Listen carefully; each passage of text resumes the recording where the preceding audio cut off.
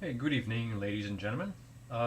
This is going to be a short little clip today, which is going to be mostly involved about audio. I'm just currently using this under my Mac Pro, which is a Apple machine, not a PC. Or even for those actually that do have a Hackintosh, like running, Mac OS 10. It could be also a handy little feature for you to actually know about the audio output and input.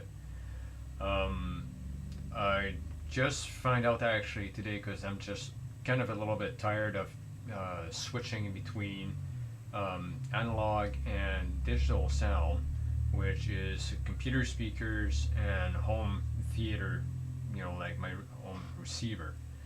And I just found out basically how to do it, which is going to be a little bit faster and easier to set it up. And all of you know basically how to set it up is basically you have to go through the system preference, which I'm just going to go and show you, and then we go to sound, and then you select basically your output or your input. And as you can see, I'm just going to be like blah blah blah, so you can see this little guy just like talking. But anyway, so basically you can select from there. In my case, that line out is my little Harman Kardon, which is a little sound stick computer speaker, and my digital out is actually my big receiver, which is another Harman Kardon, which is my home entertainment system that I got in there. So basically, I sort of got sick and tired of going through the entire process of opening the system. I know it's not too much. Now we're basically to do it. Click on it, sound, select. But there's also an easy way of doing it. And I have an answer actually that I've been asking for a long time as of why we can't do this, but this is going to come after. Basically, the line in, in order to set it up quicker, or the shortcut I should say, is you can actually press that button, so-called Alt button or Option on your keyboard. You press it and then click on the volume icon on your menu, and you can select your line out or your line in. If you got several, microphone or whatever you've got inside, like in my case, I've got several line out, which is going to be like basically my Harman Kardon computer speakers, my Power Wave, which is a little adapter that allows me basically to use a third-party microphone, because there's not a lot of microphone for Macintosh in order to work with your Mac Speech.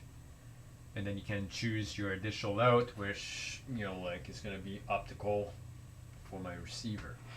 So we're just going to play a little song, and in the meantime, watch carefully the screen. I'm going to show you a little thing, and I'm going to give you an answer as of why it's actually showing up this way. Makes sense, though. It makes sense. So what we'll do is I'll just pop up that iTunes up here, and I'm hoping it's not going to be too loud, because it was loud earlier. How about I just turn down the volume first? It's fairly loud. There you go. Okay, so I was just playing the song, so you'll be hearing a tiny little difference in a sound, which is going to be, there you go. So this one playing right now is my tiny little sound stick from Harman Kardon, and this one is going to be my big one, which is optical. Isn't that neat? All this in a press of a button. Who would have known? I would have never known. But pay attention about this. See this little icon going with a little speaker going up and down? This is line in, or line out, sorry, for my analog. Option, click. Oopsie. Sorry, digital out. Like that. See a little bar in there? I can't do nothing about it. Why is that? Kind of a bit irritating, but I do understand why it's happening this way. Think of it this way as a digital out.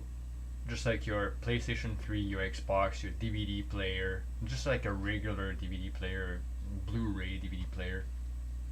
And the reason why it's that is because this feature is can't speak, intentional and appropriate when using a digital outputs. The audio stream should be clean and true to the original audio when transferred to your receiver. This is the whole intent of using digital audio cable. Adjusting the volume digitally modifies the audio data, and if you increase the volume over the base level, it will cause clipping, which makes perfect sense. Fixed output also keep all your digital inputs in fixed level line inputs at roughly the same volume level, assuming the source material is reasonable. So that's pretty much the reason why we can't do nothing when we are on the digital part of it. So that's that little clip anyway that was reading. Looks like I'm just a little bit tired today, so I can't read. So that's why. It is annoying, but that's just the way it is. Let's go back to Line Out. Let's play a bit of music. She's an amazing singer, by the way. So that's why. So until then, you guys have a good one. Hopefully this has been really handy and helpful for you. Just let me know what you think. Cheerios.